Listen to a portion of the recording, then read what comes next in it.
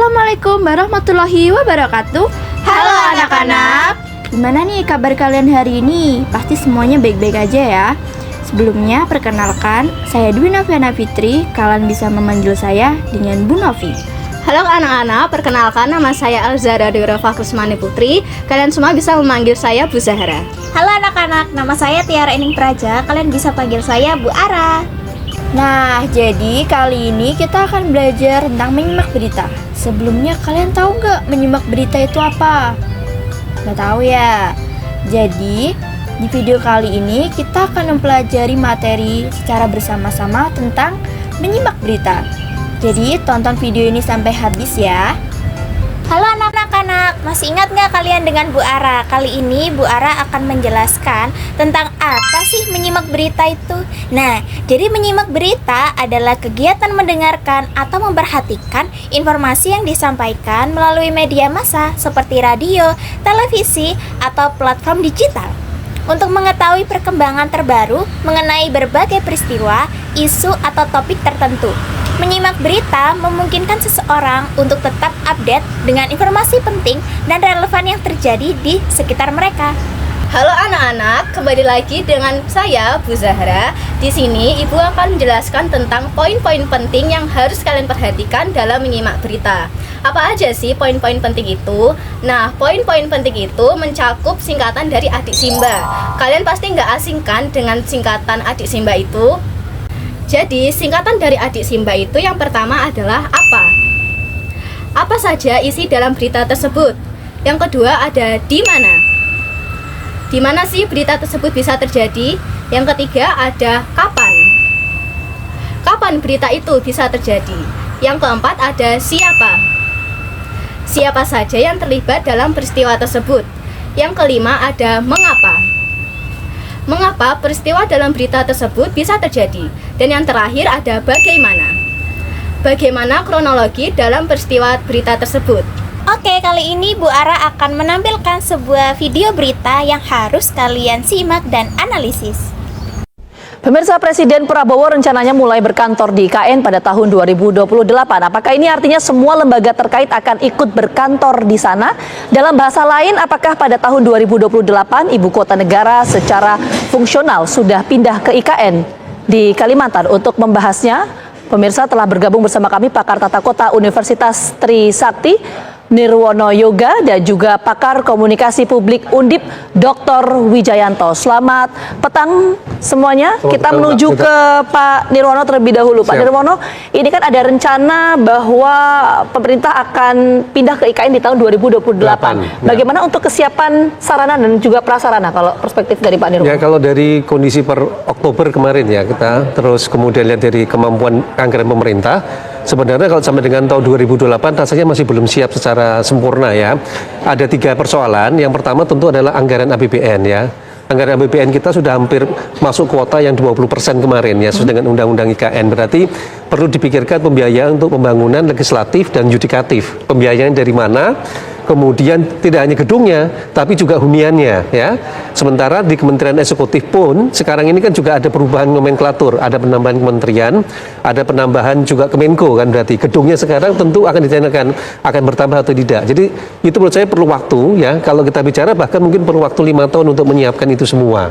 Nah, kedua, dalam konteks ini yang kita sebut dengan ekosistem kota itu tidak hanya sekedar gedung pemerintahan, tetapi ada kehidupan. Misal ada hunian untuk publik masyarakat, ada pasar, ada sekolah, kemudian ada kegiatan hidupan sehari-hari, bukan sekedar berkantor ataupun rapat. Jadi ekosistem kota ini yang menurut saya juga tidak mungkin dalam waktu 3-5 tahun hidup ya. Bahkan idealnya sebuah kota itu baru kelihatan baru di angka 15-20 tahun. Nah, ini menurut saya yang perlu disiapkan. Yang ketiga yang tidak kalah penting yaitu tadi pembiayaan jangan diandalkan dari APBN. Bagaimana yang 80% dari pihak swasta yang akan membiayai pembangunan IKN secara keseluruhan. Ini juga menjadi PR bagi pemerintah, terutama dari Badan Otorita IKN sendiri. Oke, baik. Saya menuju ke Pak Wijayanto. Tadi yang disoroti oleh Pak Nirwono adalah soal bagaimana pembiayaan ataupun anggaran untuk pembangunan IKN. Mengingat yang menjadi fokus prioritas dari pemerintah saat ini ada beberapa soal makan bergizi gratis dan juga swasembada pangan misalnya. Bagaimana Anda melihat soal ini? Baik, terima kasih Mbak Vita. Kalau saya lihat dari perspektif komunikasi politik ya, Yang penting untuk ibu kota baru adalah membangun sense of belonging bangsa terhadap ibu kota baru ini. Jadi kita harus melihat ini sebagai PR menurut saya, pekerjaan rumah. Misalnya kita sering mendengar beberapa gosip di luar sana ya, misalnya ini ibu kotanya panas gitu, bahkan para PNS-nya saja, para aparatur saja enggan untuk pindah gitu. Lalu kemudian harus kita akui juga bahwa dulu memang kalau kita melihat proses memutuskan pindah ibu kota dan kemudian ibu kota baru ini kan ada sedikit kendala ya, kurang smooth dalam komunikasi publik dan juga dalam sosialisasi kebijakan. Nah, ke depan untuk membangun belonging itu menurut saya dari perspektif komunikasi politik minimal ya, ada 3 hal ya yang menurut saya akan jadi hal baru dan menarik jika kemudian benar bahwa Presiden Prabowo berkantor di ibu kota mulai tahun 2028. Sekurang-kurangnya ada 3 alasan untuk itu, Mbak Vita. Yang pertama adalah tadi menepis keraguan gitu. Kita selalu mengatakan pindah ibu kota. Padahal ya, kita tahu bahwa ini ternyata presiden, eksekutif, legislatif, yudikatif masih di Jakarta semua. Jadi kalau misalnya itu dilakukan mulai berkantor 2008, nah itu akan menepis keraguan. Apalagi momentumnya pas ya, janji kampanye presiden sebagai calon presiden pada waktu itu pada 2024 pemilu awal tahun ini adalah akan pindah ibu kota. Jadi memang itu harus dituntaskan sebelum pemilu 2029 karena itu nanti akan menjadi tagihan ya.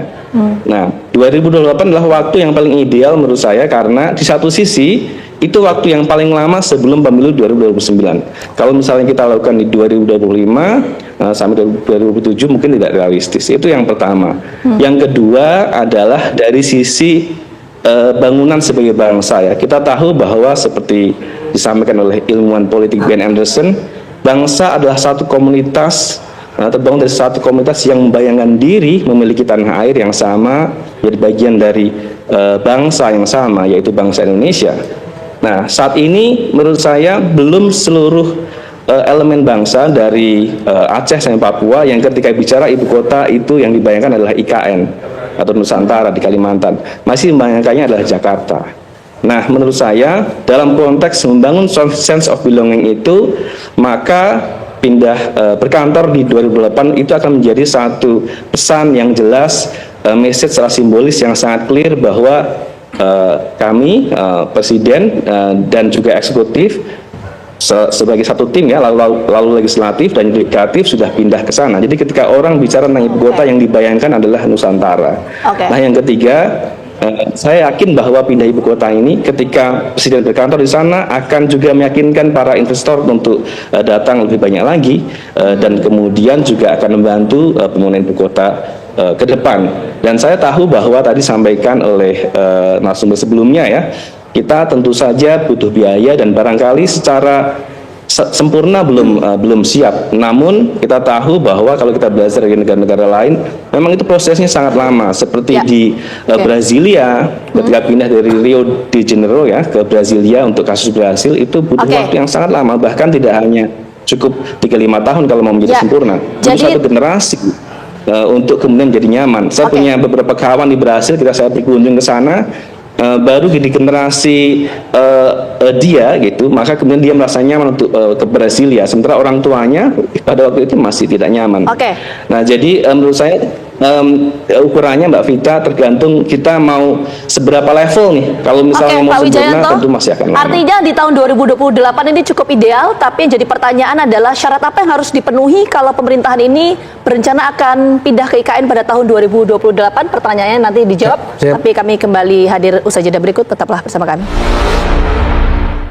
Oke, kita langsung menuju ke Pak Wijayanto. Pak Wijayanto, kalau kita bicara soal rencana pemindahan ibu kota ke IKN, ini kan secara undang-undangnya sudah ada undang-undang IKN, tapi apakah perlu diatur secara teknis di peraturan perundang-undangan untuk rencana pemindahan ibu kota ini di tahun 2028? Ya, itu pertanyaan yang menarik Mbak Vita.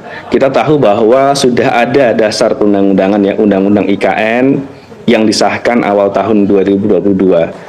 Tapi tentunya sebagai satu undang-undang dia belum mengatur ya hal-hal yang lebih teknis, dan seperti undang-undang pada umumnya kita butuh yang namanya peraturan pemerintah, juklak ya, petunjuk pelaksanaan, juknis untuk hal-hal detail lainnya. Menurut saya waktunya kalau kita hitung soal waktu sampai 2028 sangat mencukupi untuk itu sebenarnya dari sisi peraturan ya. Namun memang seperti saya tadi sampaikan, dari sisi komunikasi politik, dari sisi membangun sense of belonging kepada ibu kota baru ini, tidak cukup hanya membenarkan ya atau melengkapi dengan peraturan pelaksana saja. Kita butuh lebih dari itu, yaitu membangun sense of belonging ya kepada ibu kota baru ini, dan ini dibutuhkan satu infrastruktur budaya, saya akan sampaikan, sehingga kemudian penduduk Indonesia dari Aceh sampai Papua merasa bahwa ini loh ibu kota baru kita yang orang ketika menyebutnya merasa bangga, merasa punya rasa memiliki, dan juga merasa terlibat ya sebagai bagian dari proses. Tapi peraturan perundang-undangan itu artinya perlu ya, Pak Wijayanto, singkat Pak? Diatur di peraturan perundang-undangan untuk teknis pemindahan itu loh di tahun 2028. Ya, menurut saya perlu tentunya. Perlu ya. Oke, lantas bagaimana ke Pak Nirwono untuk kesiapan dari sisi manusianya, karena jangan sampai ini kita berkaca di ibu kota Myanmar waktu tahun 2005 itu ketika dibangun ibu kota negara baru jadi kota hantu di sana. Gimana? Ya, jadi gini, tahun 2025-2029 ini masukin tahap kedua pembangunan IKN ya, artinya lebih kepada persiapan infrastruktur kota.